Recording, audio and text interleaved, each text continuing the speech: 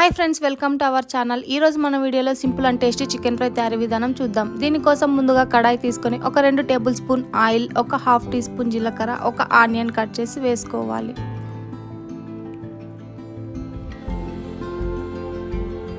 ఇందులోకి ఒక 2 పచ్చిమిర్చిని కూడా కట్ చేసి వేసి వేయించుకోవాలి.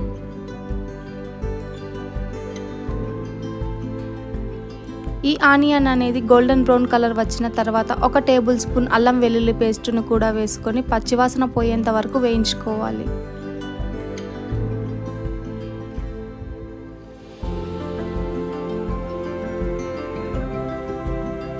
ఇందులోకి ఒక టమాటాను కట్ చేసి వేసి వేయించుకోవాలి.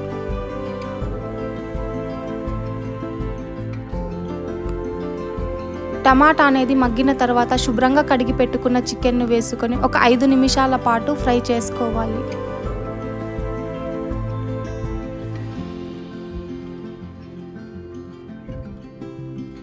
ఇందులోకి ఒక పావు టీ స్పూన్ పసుపు,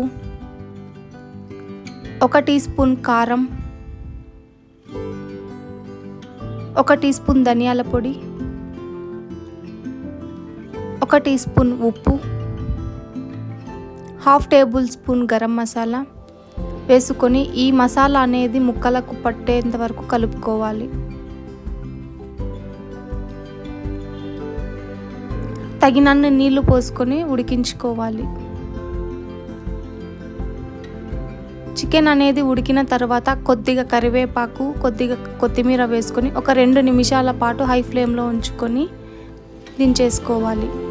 అంతే, simple and tasty chicken fry ready. Thanks for watching.